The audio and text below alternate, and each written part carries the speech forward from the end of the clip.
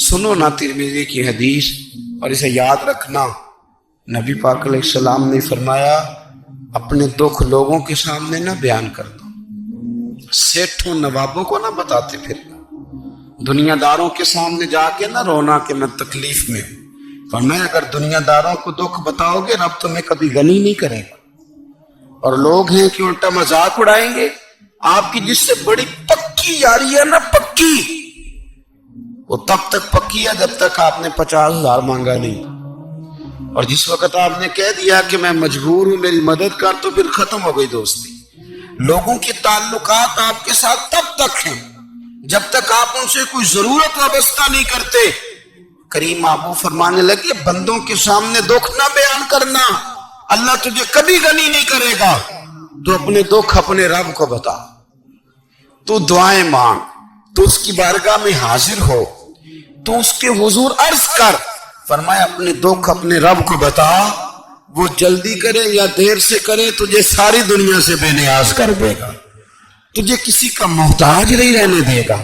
اپنے مسلح کو، اپنی دعاؤں، ایک بزرگ فرماتے میں نے دعا مانگنے کا طریقہ اپنی بیوی سے سیکھا. دعا مانگنے کا طریقہ اپنی، سیکھنے والے تو اپنے بچوں سے بھی سیکھ لیتے ہیں، سیکھنے والے تو ہر ایک سے سیکھتے ہیں. وہ کہتے ہیں میں نے دعا مانگنے کا سلیقہ اپنی بیوی سے سیکھا ہے. حضرت وہ کس طرح؟ فرمانے لگے میری بیوی نے نا مجھے کوئی کام بتایا، کچھ پیسوں کی ضرورت کے لیے کہا، تو میں نے اسے کہا کہ بھئی ابھی میرے پاس نہیں ہے، کچھ دنوں میں آتے ہیں تو میں دے دوں گا.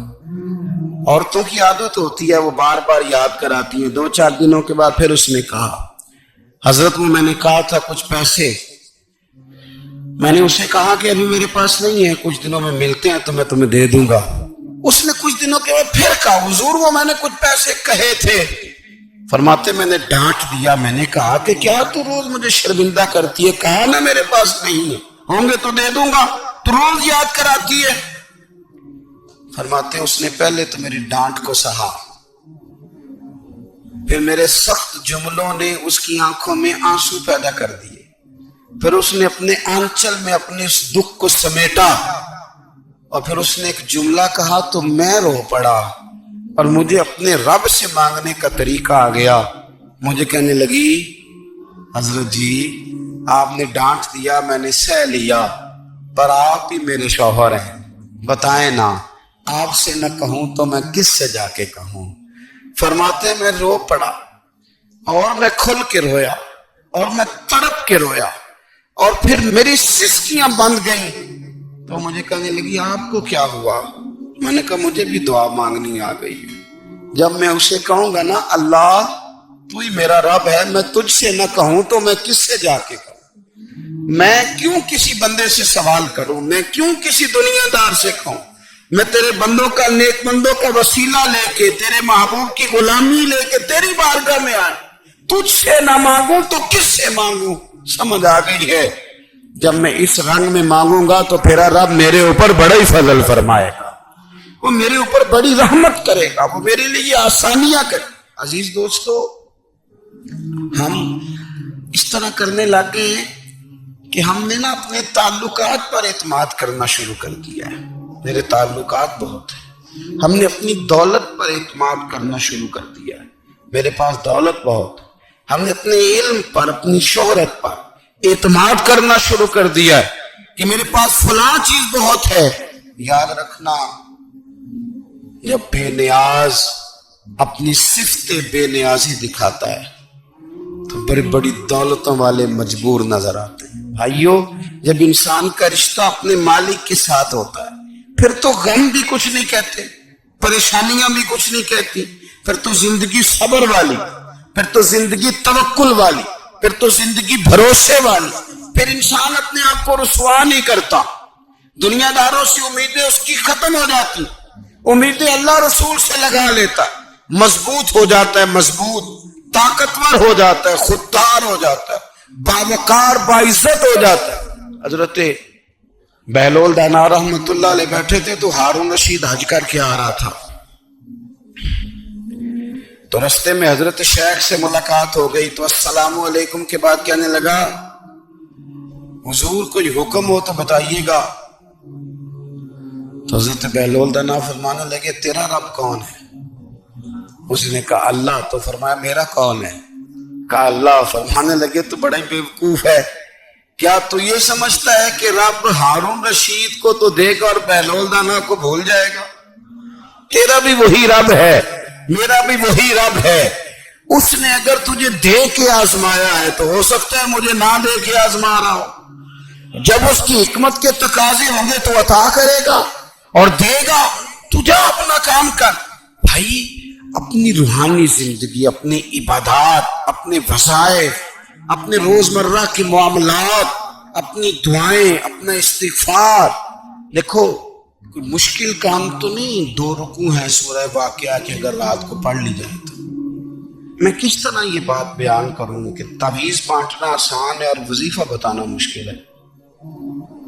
سارا دن تعویذ بانٹیں تو لوگ لینے کو تیار ہیں، اور اگر آپ وظیفہ بتائیں تو کہتے ہیں تو مشکل کام ہے.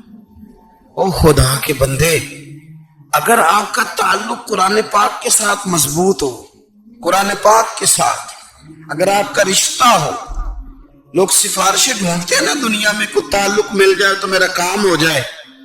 دنیا میں اتنا مشکل معاملہ ہے، آخرت میں مجھے بتائیے گا کتنا مشکل معاملہ ہوگا. میرے نبی پاک صلی اللہ تعالی علیہ وسلم نے فرمایا جو لوگ سورہ ملک پڑھا کرتے تھے نا، سورہ ملک، یہ سورت ملک قیامت میں ان کی سفارش کرے گی، اور اس طرح کرے گی کہ کہے گی اے اللہ یا اس بندے کو جنت میں داخل کر دے یا مجھے قرآن پاک سے علیحدہ کر. تو رب فرمائے گا جا اس کا دامن تھام کے اسے جنت تک پہنچایا. آپ بات کو سمجھیں، جب آپ کے تعلقات اپنے معاملات کے ساتھ مضبوط ہوں گے، یہ نبی کریم نے وعدہ کیا ہے کہ تو سورت واقعہ پڑھ تیرے گھر میں فاقہ نہیں آئے.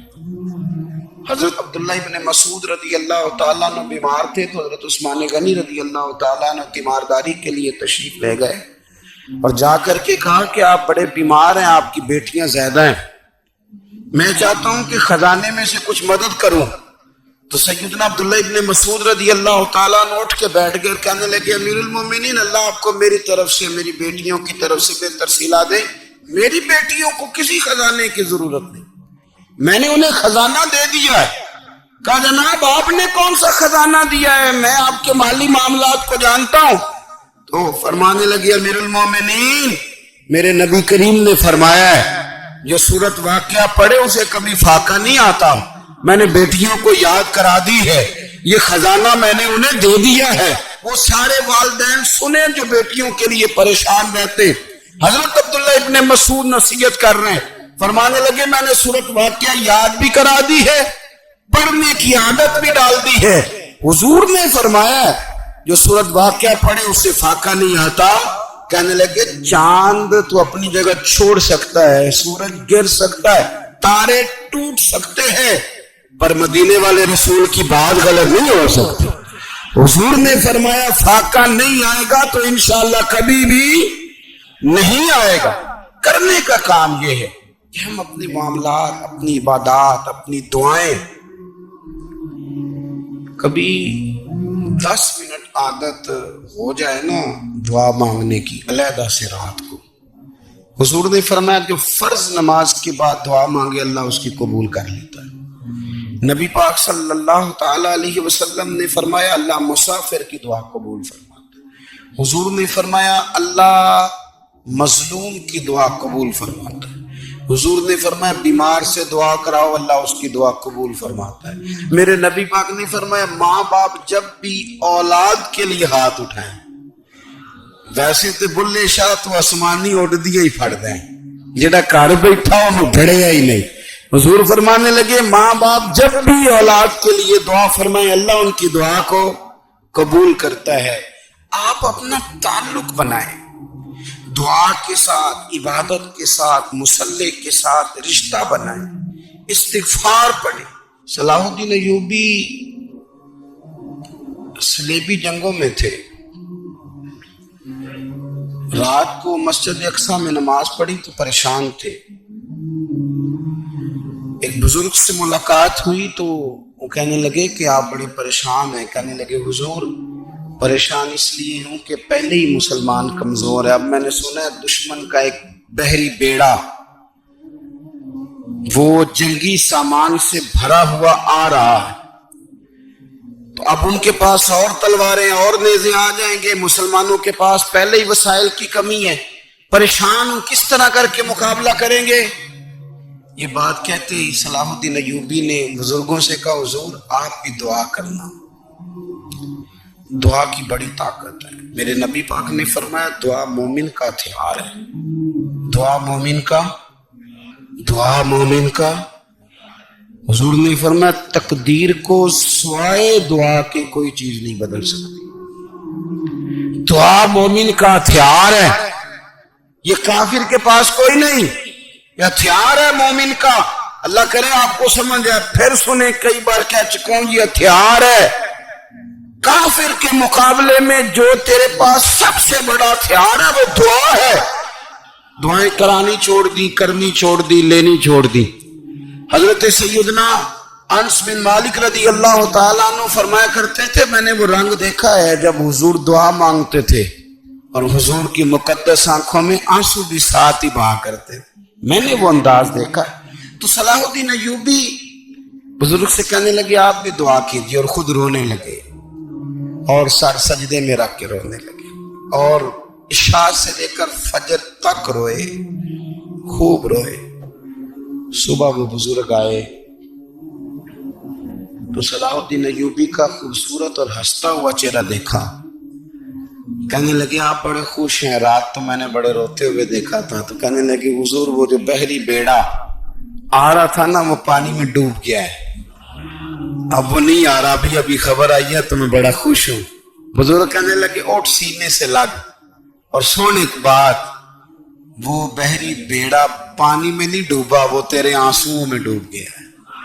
وہ جو تو رات رویا ہے نا رب کریم کی بارگاہ میں تو وہ ڈوب گیا ہے. حضرت عائشہ صدیقہ رضی اللہ تعالیٰ عنہ فرماتی ہیں ایک عورت تھی اور اسے نبی پاک صلی اللہ تعالیٰ علیہ وسلم نے نا وہ کلمہ پڑھ کے مسلمان ہوئی، مدینہ طیبہ آ گئی تو حضور نے مسجد نبوی شریف میں اس کے لیے مکان ایک سادہ سا کمرہ ساتھ مسجد کے بنوا دیا، وہیں رہنے لگی.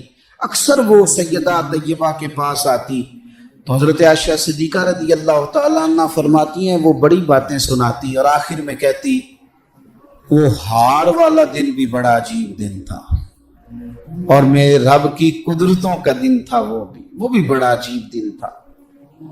سیدہ عائشہ صدیقہ رضی اللہ تعالیٰ عنہ ایک دن فرمانے لگی کہ تو ہار والے دن کا بڑا ذکر کرتی ہے، وہ کیا دن تھا؟ تو خاتون کہنے لگی اماں جی وہ دن تھا جب میرے رب پر بھروسہ اور مضبوط ہو گیا، جس دن میرا اپنے رب پر توکل اور بڑھا، میرے ایمان میں یقین میں اور پختگی آئی. کہنے لگی میں ایک گھر کی کنیز تھی، نوکرانی تھی. اس گھر میں ایک بچی تھی جس کے پاس سونے چاندی ہیرے جواہرات کا ہار تھا. اس زمانے میں نا چمڑے کے اوپر لوگ ہیرے جواہرات لگاتے تھے، کئی دفعہ سرخ رنگ کے چمڑے پہ لگائے جاتے تھے. وہ بچی پہنتی تھی تو کہتی ہوں بچی کے اس نے اتار کے رکھا یا اس سے گرا وہ ہار تو چیل اسے اٹھا کے لے گئی گوشت سمجھ کے اور میرے سامنے اٹھا کے لے گئی. گھر والوں نے مجھ سے پوچھا، یہ بخاری میں موجود ہے، گھر والوں نے پوچھا مجھ سے کہ وہ ہار کہاں ہے تو میں نے کہا چیل اٹھا کے لے گئی. گھر میں کچھ چوری ہو جائے تو سب سے پہلا الزام کس پہ لگتا ہے؟ ملازمین پہ. کہتے انہوں نے مجھے بڑا مارا، بڑی تکلیف تھی، حتیٰ کہ میری شرمگاہ تک کی تلاشی، میری عزت اتنی خراب کی میں بتا نہیں سکتی. میں نے اپنی زندگی میں ایک واقعہ دیکھا، ایک امیر گھر میں چوری ہو گئی، ملازم کو اتنا مارا کہ وہ چارپائی پہ پڑ گیا. پولیس والوں سے اتنی مار پڑوائی گئی کہ وہ بیچارہ چارپائی پہ پڑ گیا اور پھر وہ اتنا بیمار ہوا کچھ دنوں کے بعد پتہ چل گیا کہ چور تو اپنا بیٹا ہے ان کا. پھر اس کا انتقال ہو گیا. اب وہ سیٹ صاحب اور گھر والے آ کے نا مرنے والے کے کان میں معافی مانگ رہے ہیں، کان میں. تو میں نے ان سے پھر کہا تھا کہ یہ تو اب چلا گیا ہے، تمہارا زور چلتا تھا نا تو تم نے قانون خریدا اور تم نے اسے جتنا ہو سکا تم نے اسے مار پڑوائی. تمہارے پاس جو عدالتیں تھی تم نے وہاں کاروائی کی. اب ایک عدالت قیامت کے دن لگے گی. یہ کمزور تھا نا, کچھ کر نہیں سکا. میرے نبی پاک صلی اللہ علیہ وسلم نے فرمایا سن لو, اگر سینگ والی بکری نے بغیر سینگ والی بکری کو تکلیف دی ہوگی نا تو قیامت کے دن اسے بھی بدلہ دینا پڑے گا کہ تیرے پاس سینگ تھے اور تو نے اسے مارا تھا. وہ خاتون عرض کرتی ہے سیدہ عائشہ کی خدمت میں کہ مجھے بڑا مارا, مجھے تکلیف دی. میں کہہ رہی تھی کہ میرے سامنے چیل لے گئی ہے پر وہ نہیں مان رہے تھے. اماں جی انہوں نے مجھے بڑا مارا. حضرت عائشہ صدیقہ کہتی ہیں پھر کیا ہوا؟ کہنے لگی اماں جی جب کوئی میرا مددگار نہ رہا, مجھے تکلیف دے رہے تھے, رسوا کر رہے تھے, تو میں نے اپنے رب سے مدد چاہی. میرے رب کی طرف میں نے توجہ کی. میں نے کہا مالک اب تو ہی میرا مددگار ہے. کہتی ہے وہ مجھے مار رہے تھے تو وہ چیل جو ہار لے گئی تھی وہی لے کے واپس آ گئی اور ہمارے سروں کے قریب لا کے اس نے جب اس ہار کو پھینکا وہ مجھے چھوڑ کے سائیڈ پہ ہوئے. وہ میری بے گناہی جان گئے, لیکن آپ کو بتاؤں اس دن سے میرا اپنے رب پر یقین اور بڑھ گیا.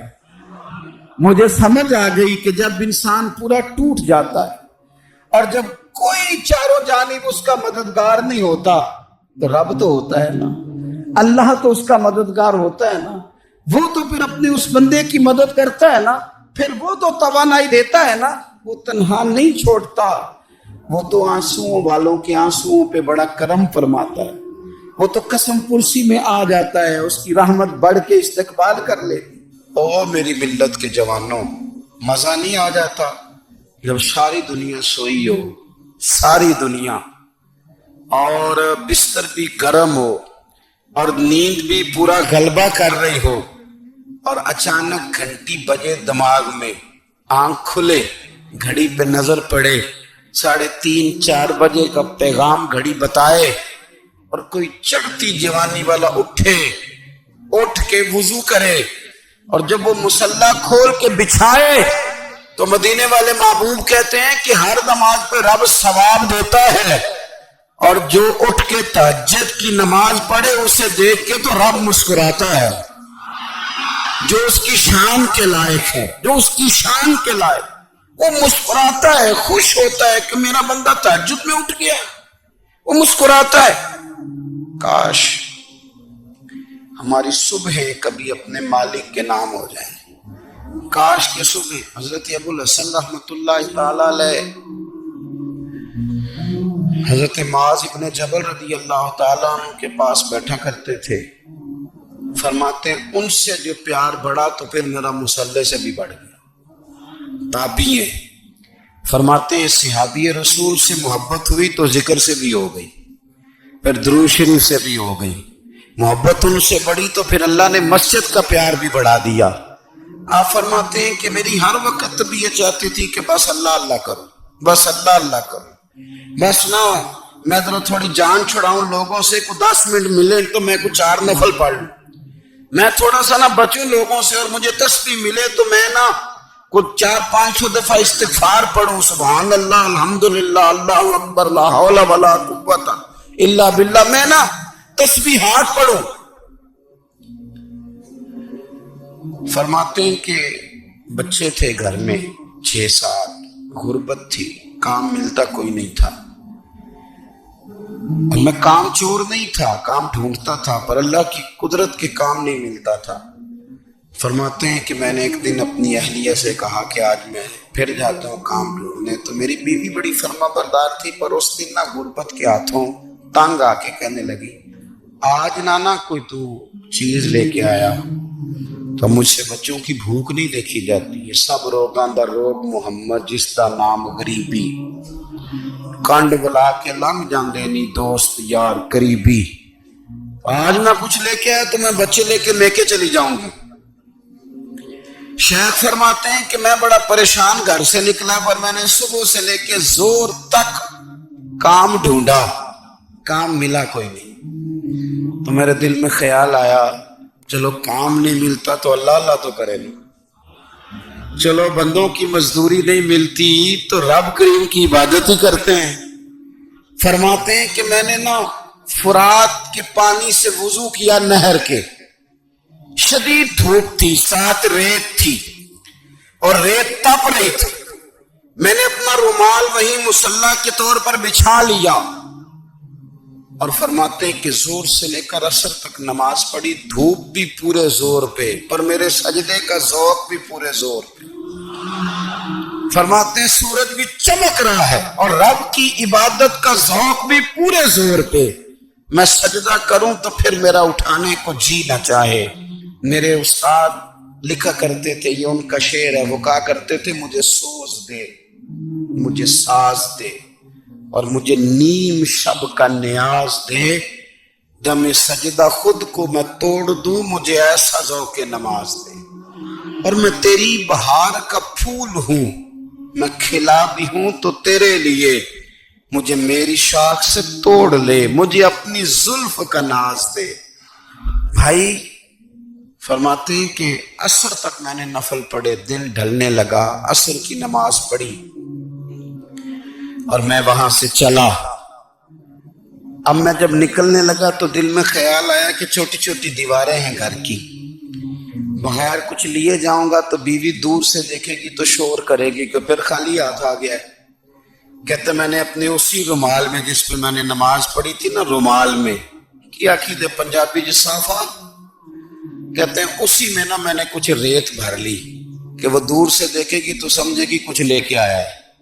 چلو جا کے اسے بتا دوں گا کہ آج پھر مزدوری نہیں ملی. کہتے ہیں وہ ریت لے کر جب میں گھر میں گیا تو پہلے بیوی دروازے پہ کھڑی ہوتی تھی، پوچھتی تھی خالی ہاتھ آ گئے ہو؟ آج میں نے دیکھا تو ہے ہی کوئی نہیں. فرماتے میں اندر داخل ہوا، سلام لیے، کونے میں نے وہ رومال رکھ دیا اور میں نے آواز دی کہ بھلی مانس کہاں ہو؟ تو وہ کہنے لگی آپ منہ ہاتھ دھو لیں، میں روٹی لے کے آئی. میں نے کہا روٹی کہاں سے آ گئی؟ یہاں تو کئی دنوں کے فاقے، تو کئی دنوں کی غربت ہے، یہاں تو اس گھر میں تو فقیری ہے. فرماتے ہیں کہ وہ روٹی لے کے آئی اور اس وقت کی جو موجودہ نعمتیں تھی، سمجھ لیں سلاد، اچار، ہر چیز ساتھ لائی. میں نے کہا کہ بچے کہاں گئے؟ کہنے لگی وہ کھانا کھا کے کھیلنے گئے، آپ کھانا کھا لیں آ جاتے ہیں. کھانا اس نے چن دیا. میں نے حیرت انگیز لہجے میں ساری نعمتیں اپنے دسترخوان پہ دیکھ کر کے بیوی سے پوچھا یہ کہاں سے آیا کھانا؟ بچوں کو تو نے کہاں سے کھانا کھلایا؟ یہ سارا کچھ کیسا ہے؟ کہنے لگی پتہ نہیں آج آپ کس کریم کی مزدوری کرنے چلے گئے تھے، پتہ نہیں کس کریم کی. میرے گھر میں تو اتنی نعمتیں آئی ہیں کہ مجھ سے سنبھالی نہیں جا رہی. اتنا اناج ہے، اتنا گندم ہے، کس کریم کے دروازے آج چلے گئے تھے؟ یہ کہتے کہتے وہ اٹھی اور اٹھ کر کے کہنے لگی پہلے بڑا کچھ آیا تھا، اب کیا لے آئے ہو؟ اور جا کر کے اس نے وہ ریت والا رومال کھولا. کہنے لگے میں تو لے کے آیا تھا ریت، تو میرے رب نے اسے بھی سونے اور ہیرے بنا دیا تھا.